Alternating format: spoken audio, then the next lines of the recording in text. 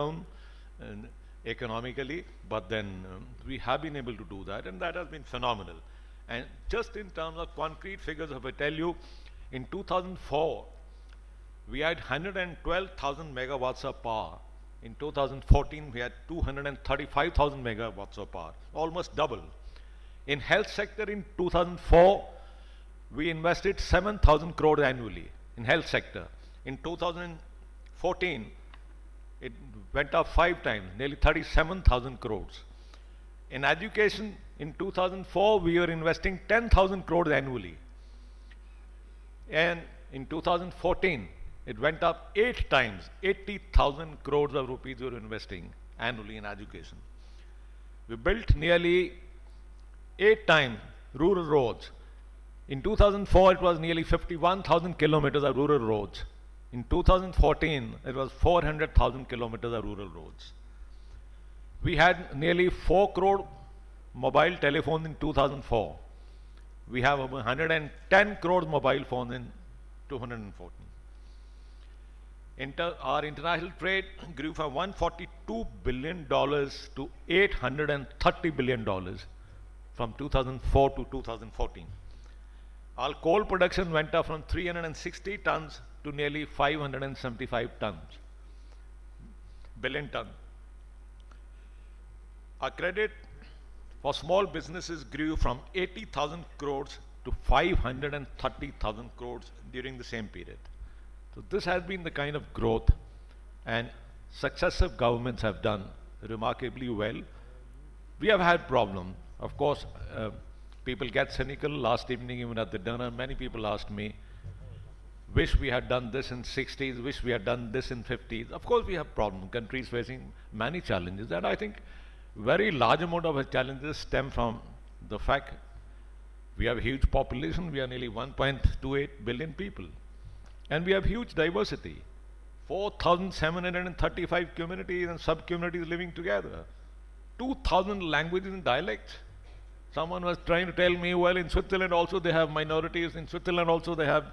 I said, barely, how many, 6 million people living together? I was in Switzerland at a seminar at an international conference a few years ago. And how do you compare Switzerland? You cannot even compare it with possibly one of our smallest states in terms of its geographical population, its area, and even the kind of communities and castes and sub-communities. After all, there are different communities, sub-communities living. There are affinities. There are all kinds of problems. It's like someone having a large family to run. You know what it means. And it is remarkable that we sustain ourselves. We have a huge democracy, and not only a huge democracy, today we are the world's largest and world's most representative democracy. We have 3.3 million people who are elected every 5 years by the Election Commission. Krishnamurti ji will tell you, every 5 years, nowhere in the world you have 3.3 million elected people. They are empowered. People are empowered today legitimately, and out of which nearly, I think, 40% are women. And there is provision for the marginalized section, for the deprived section of society. I mean, where do you have democracy which is so representative? In the 15th and 60s, the world did not give India even half a chance of being a successful democracy. Look at the way your neighbors have gone. Look at Pakistan, look at Bangladesh, look at Myanmar, look at many of these countries, where have they gone? And we have held on to our value. We have had ideals which have sustained, ideals of pluralism, ideal of secularism, idealism of being together. I think we have produced a wonderful constitution. We have lived with these ideals. They have become sustainable. They have been bedrock of our value system in this country, and it is fundamentally that is the reason why many of you who gone here to various parts of the world have done so remarkably well, because there is a value system that you carried with you, our culture, our heritage, our family system, and I suppose that is all paid off big dividends for all of you. We are growing, and I think a lot has been done for you. We set up a Ministry of Overseas Affairs some time back, and at the recent Pravasi Bharatiya Divas, the Honorable Prime Minister came and I think declared that now I think your visa problem is over. People, PIO card holders have lifelong visa. So many of these concessions have been given. PIO and OIC the cards are being merged, and many other facilities are being contemplated by the government in days to come for the NRIs. And I would want you to come and be partners in prosperity and progress of your country. Remain connected to your roots. We have a huge future, like the World Bank has predicted in 2016-17. We possibly could be the second largest economy in the world, because I was in China only about 2 weeks ago speaking at one of the universities, and Chinese are having a lot of problems with their labor, because most of the world actually converged to China a few years ago. The American and the European companies considering the Chinese labor to be very cheap. But already many American and European companies I have told in China 2 weeks ago are shifting to Vietnam and Indonesia, Korea, and many other cheaper destinations, because in China the labor costs have gone up. And they're also having a lot of problems at the services level.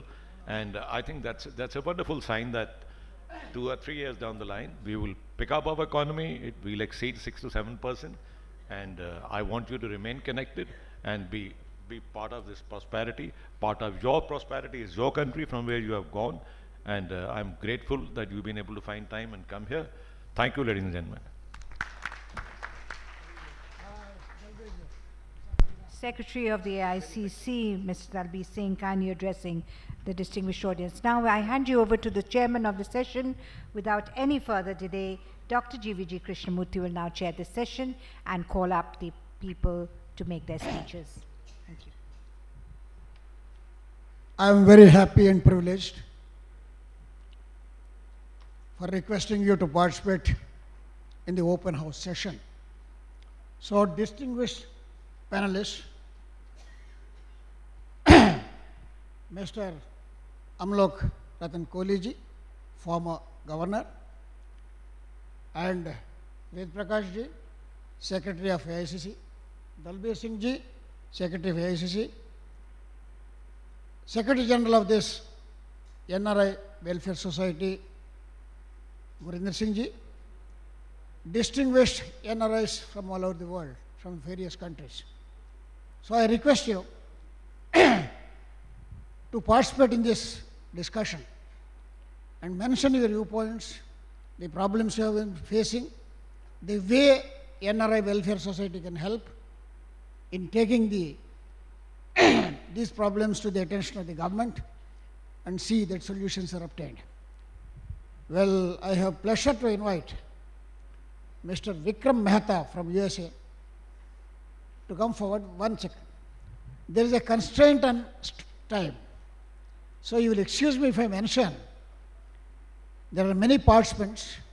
Since there are many participants, 4 minutes, 4 long minutes each to participate in the discussion. Thank you very much. Kindly come. Meanwhile, I would like to invite Mr. Parveen Darat, the president of the Seychelles chapter, to come up on the stage and sit, please. And Dr. Sunil Kanti Roy, the president of the UK chapter, to come and sit on the stage, please. Can you hear me? First of all, I would like to thank the very distinguished panel here for giving me this opportunity to speak. My name is Dr. Vikram Mehta. I am from the United States. And my specialty is climate science. I am a climate scientist for the last 25, 30 years. And I have a non-profit research organization in the USA. We also work on not just climate, but also on impacts of climate on water, food, health, and energy.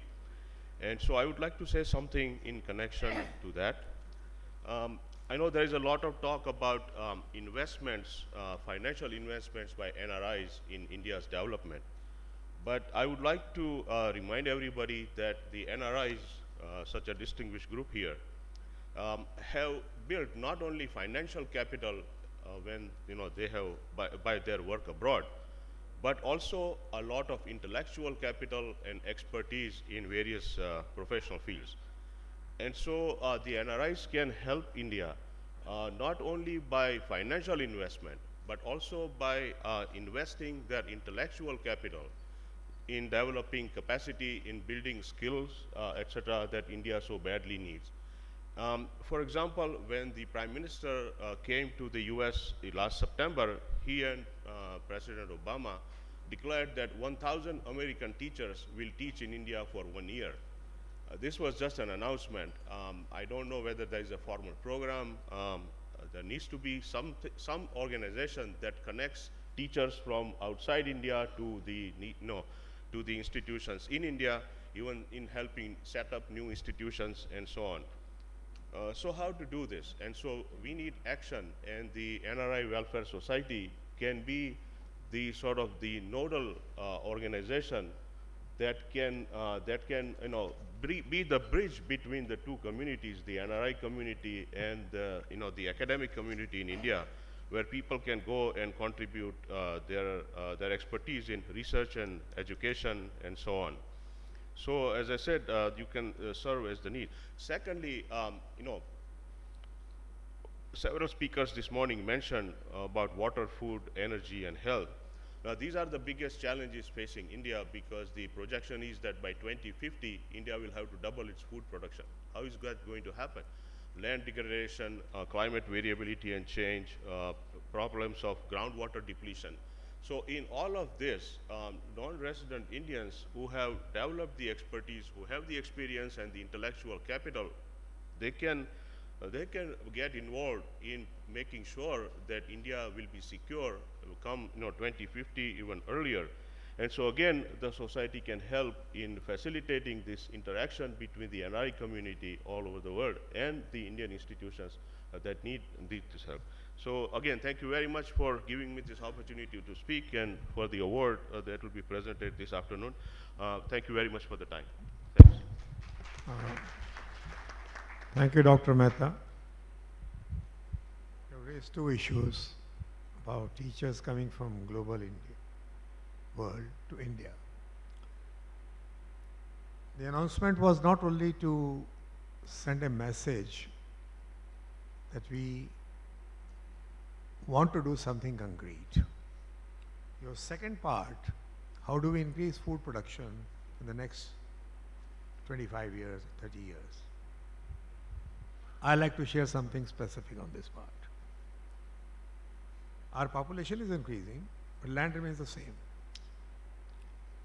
We have very small land holdings by the farmers. Either they are small farmers or marginal farmers. The big farmers are very few. We cannot change this scene because the population will remain always, keep on increasing. The plans are being already drawn how to improve the productivity per acre of land 3 to 4 times. At the same time, how to reduce the consumption of water also, because that's also going to be future challenge, as you rightly said it. The third part, this is being done by doing protected cultivation, greenhouse farming, which needs capital for the farmers, and their incomes will be increased. After paying for the capital cost also, they will earn something like 2.5 times, and it's being worked out. It will be by drip irrigation system, where saving of water will be to the extent of 70%. This is being targeted in the first phase for all the irrigated lands, so that whichever is the irrigated land, diverted from this, when the productivity, say vegetables, fruits and other things go up, this will also meet the malnutrition.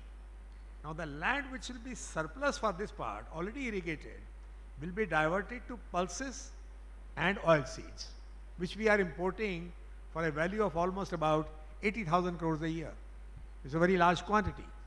So in addition to that, solar energy is being tapped. For your kind information, in 2007-2008, the cost of installation of a solar energy in India was 18 crores of rupees per megawatt. Today we have come down to 6 crores per megawatt. And the day we come to about 5 crores per megawatt, we are in business. Because it's comparable with hydro as well as thermal energy. And it's a clean energy.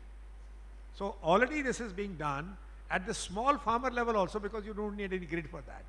So all this is being combined as a government program which will be announced after the budget session and will be implemented. Now coming back to the specific your part, how to involve our expertise on that, experts on that. All universities are going to allow foreign universities also to set up campuses here. Because we have to come out at the global level of education. Our education levels have been pathetic. I'm mincing no words. It has been rote learning. You eat, and vomit in the examination. It was never a practice part, you know. We have to do it. We have no choice. So on that front, a lot of you people will be contacted, personally also. Because let me tell you, the data is being made in the Delhi. And it's already started working. And we will tap those people. Some of them may come to like for a small term for a few months. They may come for 2, 3 years or 4 years.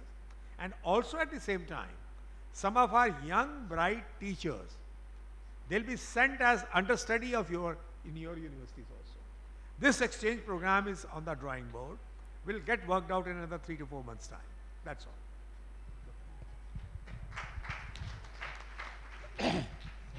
I've got a long list of participants. So we'll follow a procedure. We'll note down the points on the panel and we'll respond at the end of the program appropriately. So next participant is Dr. Srinivas Ravanam. Please come. Kindly keep the time constraint. Thank you. Sorry.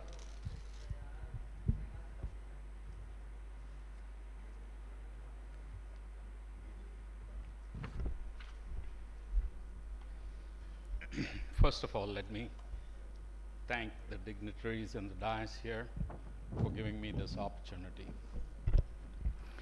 Shirley, thank you very much for taking my question. It's not actually a question. My request is to actually listen from the delegates about their talents and skills.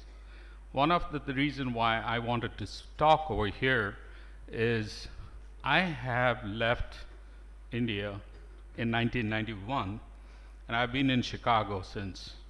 And I fortunately have one of these unique specialties, which is occupational and environmental medicine. I also got a specialty in nuclear medicine, which both, when I went from India, were at the grassroots level. And right now, I am in private practice. I have a group of talented professors in the fields, especially in environmental occupational medicine, which is growing in India. And this is the time that I would like to take an opportunity to come back and give back to the country something of value. I have a whole team who's ready to come and train and work over here, given the opportunity. So I just wanted to come and address this and advertise myself. The other thing is emergency medicine, which is kind of lacking in the country. I would like to take this opportunity to tell you that we can train with experts in emergency medical services to help. Say, for example, just a short one, in the ambulance, when it is called, there's really no equipment, there's really no trained personnel, and we want to provide that. And I have a full page, 30-page business plan already ready if you have a chance to look at it. Thank you. Thank you, Dr. Ramanam. You have touched 2 points very pertinent for us. Let me first tell all of you, India is not short of problems. If you talk about only problems, India will give you a list, probably which you will not be able to tackle during your lifetime also. I have failed to do so. But at the same time, our ability to keep on solving problems is also there. Coming back to environmental health. One of the biggest things which is being talked about in the whole world is environmental imbalance. And here I would like to say what is the philosophy which is going on in this country at the moment, which I am sure you should churn upon that. This entire environmental imbalance has come by the virtue of greed of the mankind in the whole universe. If I do a small exercise with you, I'll ask Deepak, just stand up. What was your first act when you arrived on this world? What did you do when you came to this world? You cried. You announced your arrival, and I think each one of us has done it. Okay, look, I have come to this world. I can't look after myself. Now you blokes, my parents, take care of me. And we did that. The first act to survive on this earth was we wanted to breathe. And breathe fresh air, oxygen, and we gave back carbon dioxide. Deepak, you have been a polluter of this world, including me, of course, and all of us, from the time we arrived on this earth. We took water and we gave back urine and perspiration, again pollution. Whatever we ate, again we gave in pollution. Did anybody in the world make a study? I'm talking about the Western world also, I'm sorry. Don't mind it. How to create a balance? India had a balance in old ages. If you breathe oxygen, gave out carbon dioxide, the trees should be around you to take care of that because they breathe carbon dioxide and give you back the oxygen. This is the balance. The water was purified by the nature, but that balance with the earth has already been lost. We have taken out energies in such a large quantity that today there is a global warming also. Climate conditions are changing. We are talking about preserving the environmental balance. Ladies and gentlemen, I am proud to say as an Indian, we will take the lead in the coming 15 to 20 years. Of course, we'll need your expertise for solving specific problems. But on the fundamentals, there'll be a complete change in the whole world, thinking throwaway economies will go, preserving economies will be there. I mean, you imagine if India has to go rich, if there are going to be almost 500 million telephones, mobile phones being thrown every year, how would you react to it? The kind of rays it will be generating. If almost about 50 to 60 million television sets are thrown every year in India, our numbers are mind-boggling. When other countries are facing, you can understand what kind of problems we'll create on this earth, and China including together. So these are the areas, I agree with you, we'll make a data bank, and I would suggest you, write down to the Ministry of Health, there is a website on that, for the attention of the Minister, whatever expertise you want to give on accident part, response to the accidents, is very important. I agree. We lose almost a population of Australia in road accidents. And Seychelles, we are maybe losing, every third day, So these are the figures which are there in India, but we are conscious of that part. Thank you very much. Amlokji, thank you for your very learned response. The next speaker is Dr. Isaac Samuel. I don't know which country. America, USA. Please come.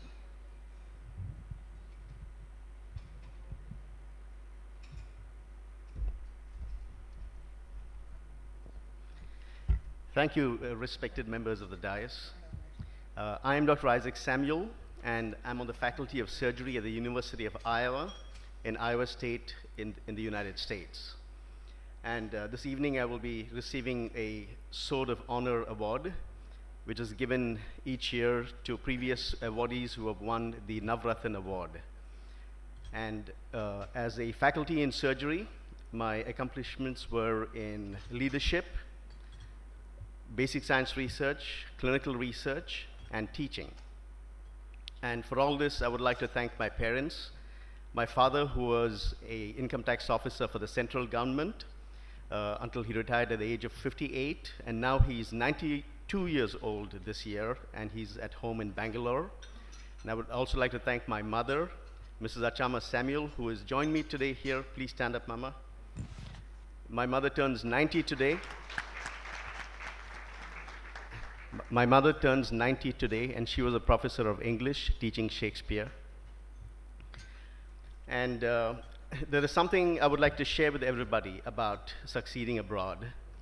I would first like to start with 1947, when the British left India. They did not ask a question, can these Indians survive on their own without us? They made a statement. They said, these Indians cannot run themselves. India will not survive. They made a statement and left. But that was disproved with time. And then later on, with the diaspora, we have a different question. Can Indians go abroad and succeed?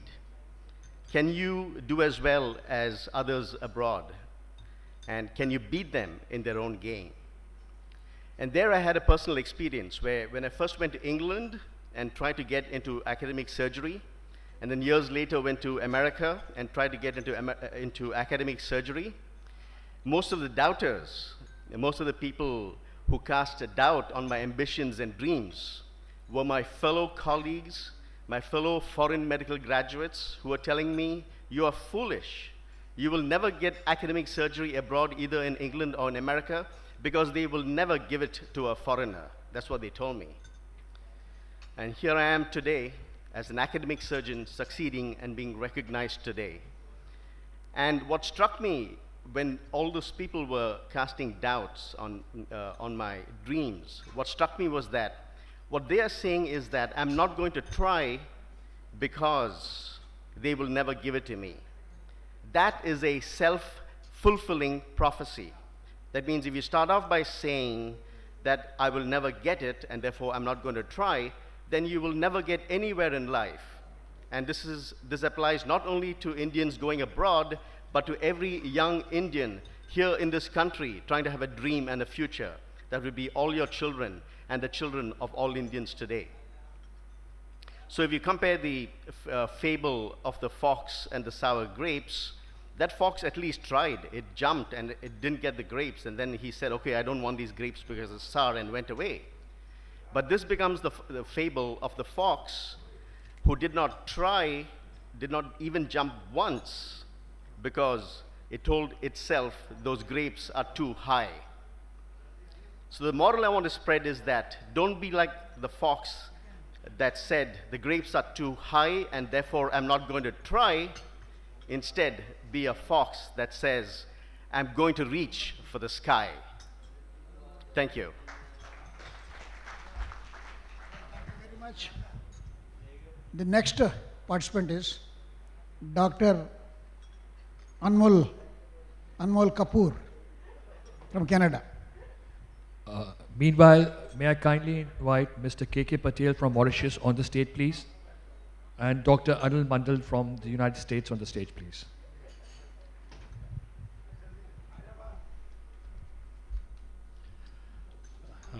Hi, everybody. Thank you so much for inviting me, and thank you for the panel. Thank you for NRI Society. My name is Anmol Kapoor, and I'm a cardiologist, and I do agree that when we Indians go out and we meet other fellow Indians, and they often try to discourage each other, and definitely we all succeed, and definitely this is a positive outcome.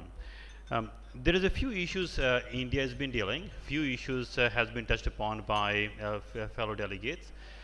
We were very happy that yes, life expectancy was 29 years, and now we are reaching close to 64, 65. But we are nowhere up to the potential of 85 years what we enjoy in Canada and USA. So definitely there is a lack of 20 years. So the 20 years of life is gone. So you can imagine the person could have contributed economically, financially, and help community. And we are still feeling proud. And the 65 years in India is already plateaued. Because what's happening is those diseases, heart disease and other issues, are coming to India now. So people, poor people in UK or USA or Canada, they eat McDonald's. But rich people eat McDonald's in India. So you can see a contrast happening. So people are developing now heart disease, diabetes epidemic by WHO, and people are going to die at a younger age. And in fact, in UK and USA, Canada, there's a 5 times higher chance that a person dying from a heart disease is a South Asian at a younger age, especially age of 40 years. So sure, we are working on trying to work hard, but then as we reach a stage, we die suddenly. Why? Nobody knows it, but definitely there's a lack of research. So that needs to be done in India, which nobody is doing it. Needs to be done in Canada. We are pushing with through some charity organizations. At the same time, some issues in NRIs, they have it because they want to help. They want to help India. We want to help India. But Indians don't want us to help them living in India. And the challenge is because of corruption. People, NRIs, they start some ventures here, they do something, and often they get misguided. Often they get stolen by some political leaders, some local police officers, something else, and they feel cheated, so they feel afraid. They want to invest, they want to help their homeland, and definitely confidence needs to be built up. So I would like to know what is going to happen from a corruption point of view in India, how NRIs can be feel that confident that something which we send back India will help Indians living here, so we can all help back again all the money, all the skills we have learned, so we can help community back here. So that'll be very, very appreciated. Thank you, Dr. Kapoor. You have raised some fundamental questions which I'll love to reply. Our acting unscrupulous with NRIs has been a reality.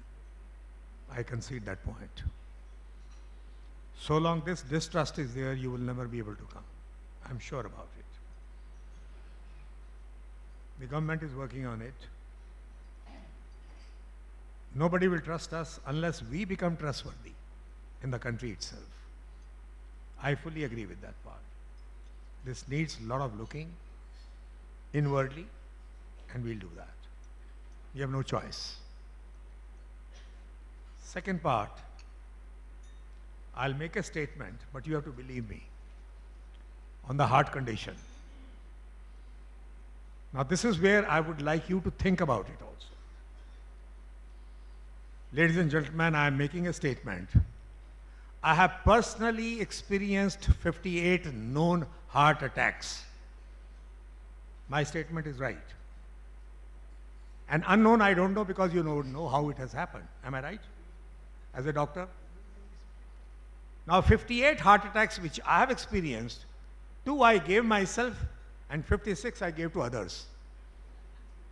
It's a fact. If the first is bad, second is worse.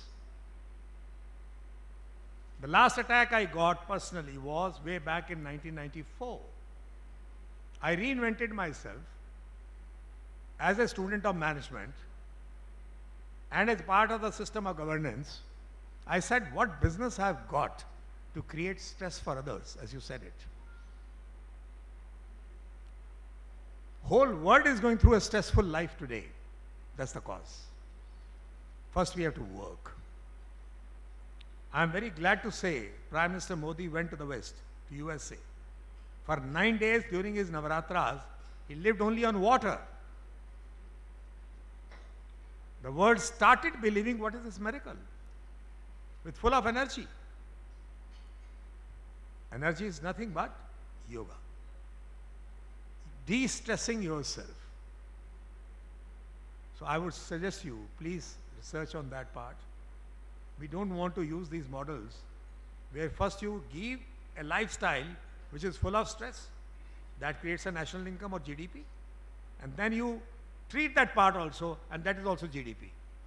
We are not willing to buy that. This is a decision taken at the conscious level. But whatever is needed to prolong the life, I fully agree with you, what you have said, that our 65 or 66 years is not a part. Let me assure you one thing. In fact, in the last 2 years, it has come up to 69 years for women and 67 years for men. And earlier it was the reverse data.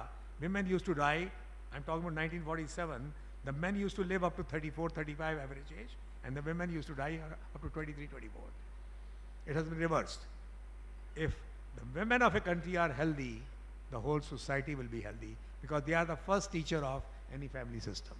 Thank you very much for pointing. Well, thank you very much, Mr. Amlok.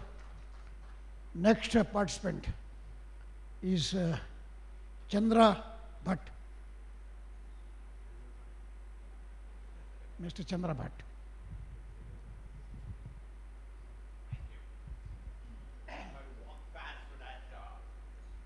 My colleagues can get more time.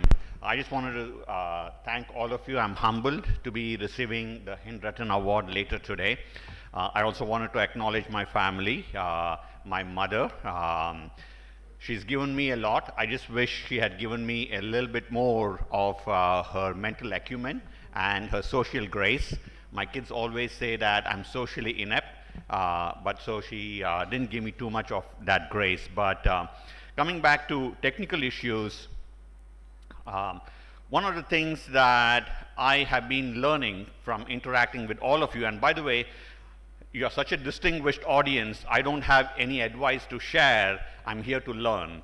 And I was learning about what all of you have accomplished.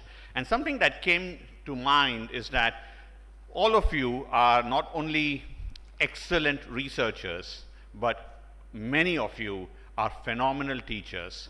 And as I was thinking about it, teaching and research, they have very similar foundational elements: curiosity, meticulousness, and also the want to contribute to society. Now, at the University of Texas at Austin, I've always been awed by my colleagues who come from so many different disciplines.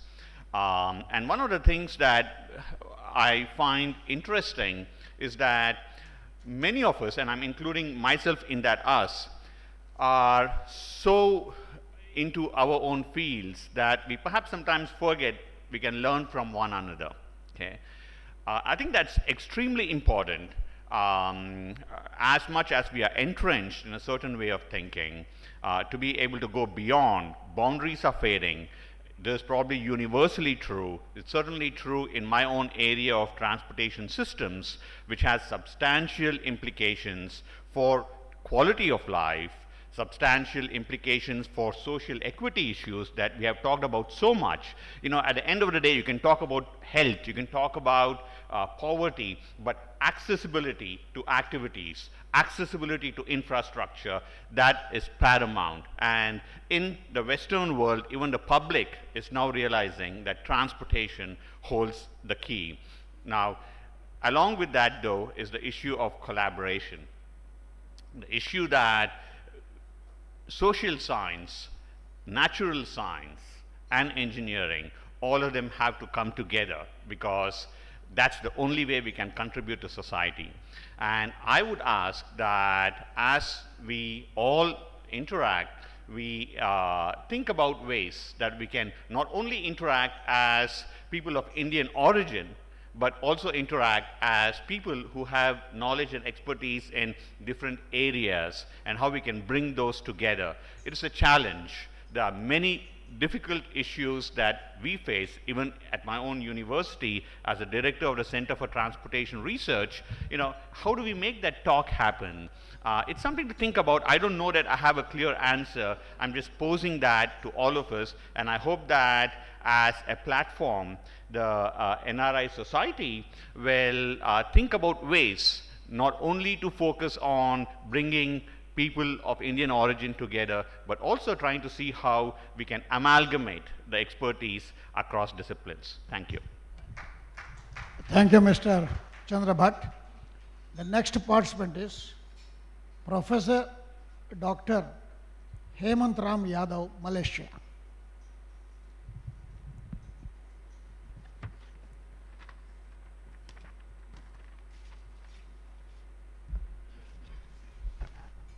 Thank you, distinguished guests, and on the desk, Your Excellencies. I come from Malaysia. My name is Hemant Ram Yadav. Actually, I am a second generation Malaysian, and just like some of you probably, my father left many, many years ago looking for greener pastures, and his children, of course, became doctors and succeeded in whatever they wanted to do. Now, I've come with my beautiful wife there, Devka, and we actually have come here and wanted to share a lot of things. One of the things which I think, just like the previous speakers have done, the NRIs can share a lot of things, and one of the experiences I have, as I moved along my ladder, I became a director of Family Health Division in the Ministry of Health Malaysia, and one of the lessons which I think we can transfer to some of the things in India is actually the application. At that time, when I got into the ministry at that time, about 80% of the population was rural, and there was very little toilets, which I think the government is now actively doing it, toilets and water supply in the public health region. And what the government did there at that time, which I think can easily be transferred to India, is actually providing toilets and water supply to the rural areas, more or less free of charge for construction. And we created a small firms to make sure that this sort of supply of water and toilets were done for improving the public health. That was the first thing to do. And the second thing they did was the antenatal care, providing to the mothers and children, bringing down the maternal mortality rate, which Malaysia has one of the lowest maternal mortality rates in this region, including infant mortality rate. And I think if we can get the access of health care across to the rural people in the rural health centers, strengthen the rural health centers, and that's where we can bring down the mortality as infant mortality, as you mentioned, which is literally high. For instance, in our infant mortality at the moment in Malaysia is only 5 per thousand as opposed to about 50 per thousand in India. So that is one of the areas which I think we can strengthen. Now, I come from Malaysia, which actually probably has one of the largest NRIs in the region, because we have roughly about 1 million NRIs, 800 to 1,000, 800,000 roughly NRIs. And these NRIs, because of the closeness of Malaysia to India, are actually contributing a lot to the Indian economy in many ways. I know my friends are actually constructing highways and roads in not only in South India, in Northern India as well, Uttaranchal and all sort of things. So the NRIs are doing, and these are people of Indian origin who are doing all these things. Now, personally, I have not only involved in the ministry, I have also worked in many countries in the region, in Asian Pacific zone, actually working under the WHO consultant. And in these countries I find that many of the things which are being done in these countries could be translated to India. Now, I don't want to go too long, but I would just like to say two things. Firstly, I think we need to set a target for ourselves, the NRIs. So maybe to the distinguished panel here, I would want to know what actually is currently known contribution of the NRIs in terms of the India's national economy. That probably, if we have a target set, let's say in the next 10 years by 2020, I want the NRI's contribution to be a certain percentage. I think that needs to be worked out. If we don't have, maybe need to work out. But more importantly, I think what my suggestion is, first of all, I must congratulate actually the NRI Welfare Society of India for having initiated, particularly Harbhajan, father of Gurinder and Deepak. I really must salute his vision. But I think the next step forward is, my suggestion is, we need to have, and this is where I challenge to the NRI Welfare Society, to have a who's who of NRIs in the world. And if I have a who's who of NRIs in the world, and in the Welfare Society can start developing it, and identifying who are in business, what type of business, who are in research, who are in medicine, who are doing special programs, that I think would be not only helpful to all of us for networking purposes, like the previous speakers have said they want to come here and do things, but if I know whom do I contact, I think that will help. So I don't want to go further. Thank you very much again for the honor which I will be receiving this afternoon. Thank you very much. Thank you, Dr. Yadav. Only a few comments. A, what data you are asking is being prepared by Ministry of Overseas, and it will be available within a few months. Data about all the NRIs. Now let me say very frankly, in 1991 we were at the lowest point of our economic status. NRIs continued to take care of this country by coming themselves as entrepreneurs, bringing their technical and management expertise, bringing their financial wealth also, and India became a success story. And let me also say categorically, in the last few years we were passing through a situation of crisis. Had NRIs not been contributing their financial might, we would have been just like another banana republic. I don't treat NRIs as non-resident Indians only, but they are Indians. Let's be very clear. It is a proper networking between the resident Indians and the non-resident Indians which is going to work wonders in the coming few years. You can be rest assured. Now, one of you also said, learning from each other, if I am not mistaken, Mr. Chandra said it. In our ancient knowledge, it was called Sahadhyay, learning from each other. And learning from yourself was called Swadhyay, learning yourself. These are our ancient philosophies. Unfortunately, we lost track and we are coming back to the same roots of learning process. I mentioned about education earlier, so please rest assured you have a definite role to play in the near future. And individually you will be also contacted. I will tell Kurinder also to maintain a data of bank completely. We'll discuss between ourselves and pass it on to the relevant part of the government to act upon. Thank you very much for suggesting. Thank you, Kohli for your response. Next participant, Mr. Sika Chandrasekhar from UK.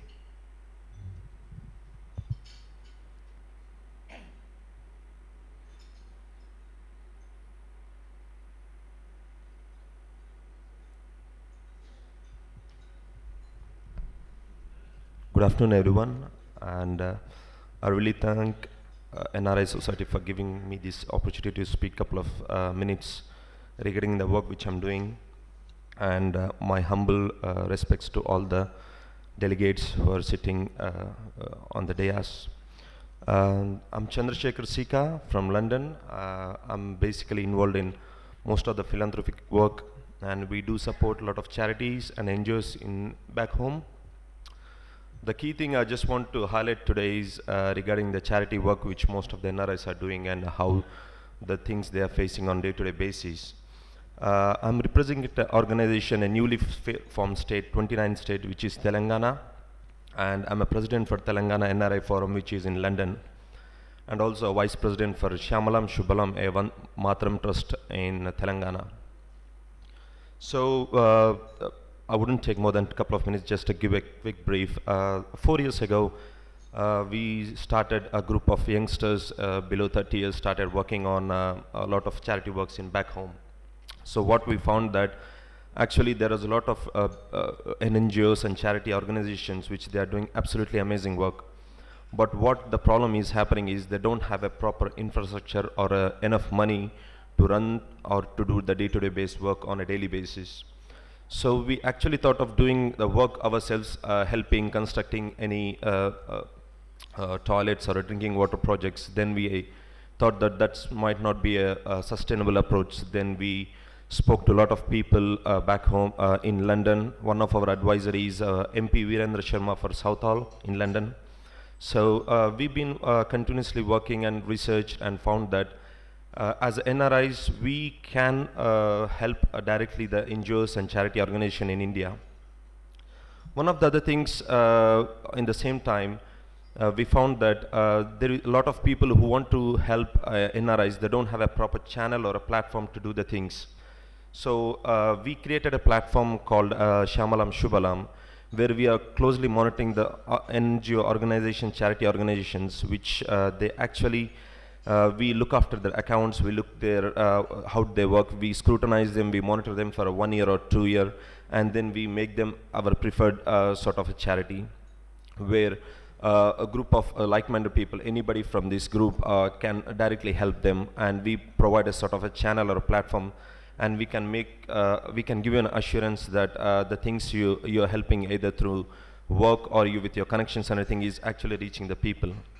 So one of the things I want to tell you on this stage is, or just my humble question to NRI societies, if there is a possibility to what sort of work you are planning to do from a charity perspective, or encourage charities, because we are very youngsters. All our organization is below 35, 36 years, and I think I'm the youngest one in the whole group today. So I just want to ask NRI society, is there a way that do you have a plans to encourage NRIs in a charitable work where they feel more confident and their work has been reaching to the masses?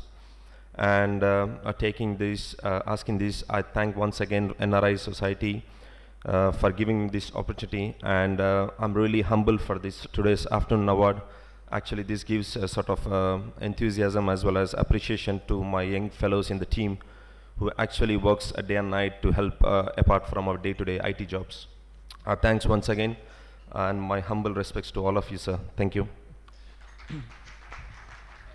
Sika, I just couldn't understand your question. Are you looking to give charity or are you looking to receive charity? Doing charity work.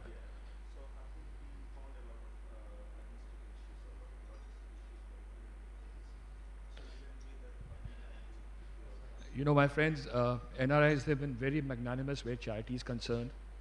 They have come out with hearts open, their bank accounts all open for a good cause. The only problem right now which we are having in India is to ascertain whether what is the right approach to get the right kind of people connected. Because here we have many NGOs who are working, but then some of them are quite misleading, which we have received lots of informations. There are many NRI friends who want to come up with charity and they don't know how to go about it. So we have spoken to the minister concerned, and they are saying that we are going to make some way. And lately, what our NRI friends have been doing is they have been adopting villages. The best way to do charity. They're going to the grassroots levels. They are supplying sanitation, water, cleanliness drives, and that is the right place to work, because grassroots level, if it improves in India, but naturally it gives a good shape to India. So soon you will be having a list of authentic charitable organizations where you can help in any need. Thank you. Well, thank you very much, Gurinder. Next participant, Professor Ranjan Banerjee from UK, please.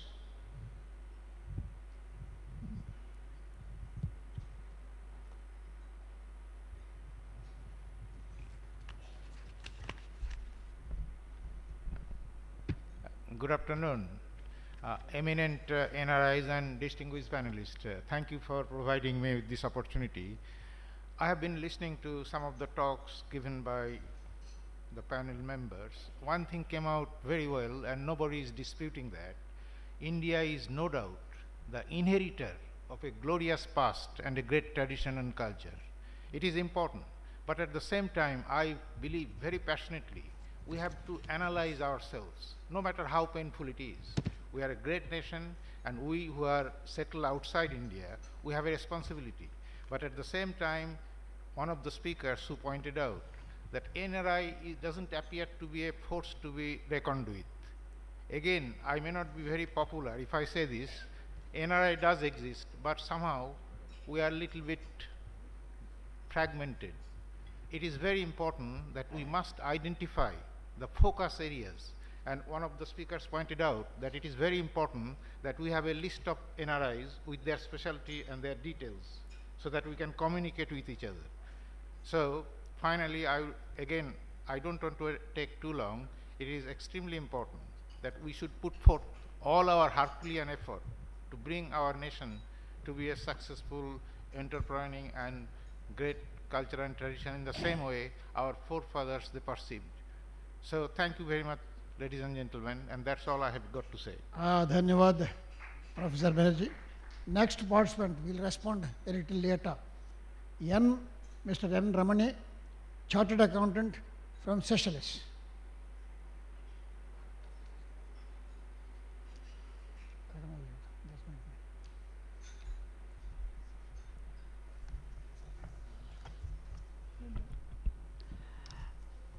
Good afternoon, respected panelists, my dear NRI friends. I don't have questions to raise to the panelists. I would like to share some of my views as an NRI. The NRI Society of India has been standing to the true sense or the spirit of the phrase, the Vasudhaiva Kudumbakam, which has been repeated again and again. I don't hesitate to say this again. Vasudhaiva means the earth. Kudumbakam, one family. This NRI Society has brought us under one umbrella and made us to feel the members of one and the same family. This provides us with a platform or a window to get to know each other and share our experiences that we have gained in the countries that has given us our bread, butter, or I can say the shelter. But the previous speaker just told we need to have a sort of a database to interact with each other and share our views. Once the database is made available as promised by the society, we may be able to achieve some more nice goals. I have come from the Seychelles, a very small country with a population of, as the minister has told, 80,000. I thought it's 90,000, floating in the middle of the Indian Ocean. I am seeing my peers from various parts of the world as big as United States, Canada, Australia, United Kingdom, and the like. Wherever we live, though separated by vast seas and land, we have assembled here to recognize and re-endorse the fact that we belong to one and the same family. We fit in rightly with the new slogan, Made in India. Yes, we are all made in India. Human resources, human capital, made in India. Many industries have been recognized in India as a priority industry due to their forex earning capacity. We, the NRIs, are also an industry by ourselves, where the inflow of forex into India is highly significant and phenomenal. Here, I need to quote the words of a great Tamil poet, Avaya, Thiraigadal Odiyam, Thiraviyam Thedu. That means, if you want to make wealth, you have to cross the ocean. That's what we have all done. Each one may have a different story to tell that made us to go out of India, outside these shores. Migration may be of different reasons, may be economical, political, and social. Whatever we are and wherever we are, we belong to one and the same family. The Indian Prime Minister, Sri Narendra Modi, has stated in the recent Pravasi Bharati Devas quote, the Indian community is admired all around the world. It's not because of the money, but the value the Indian community is living with, unquote. What's that value? Swami Vivekananda said, who is helping you, don't forget them. Who is loving you, don't hate them. Who is believing you, don't cheat them. I am standing amongst you today as an achiever to be recognized and awarded. When I left my motherland in 1981, I would not have imagined that I will be called into the capital one day to be recognized to what I have contributed to my second home as an NRI.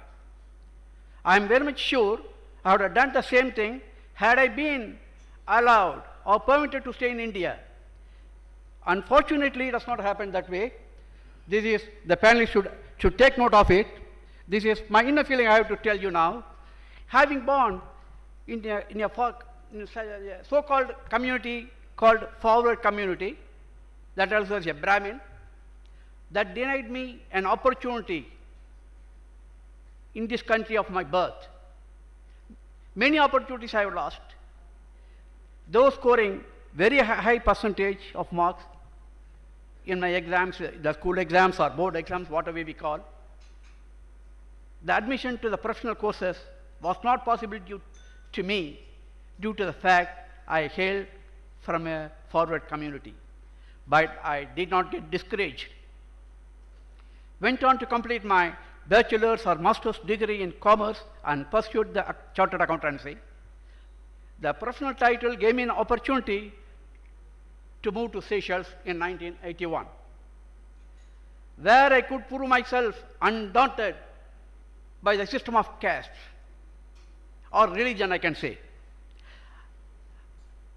I am proud to say the Seychelles has recognized my talents, respected my contribution to the society, and placed me in a very high esteem. In the words of the father of the nation, Gandhiji,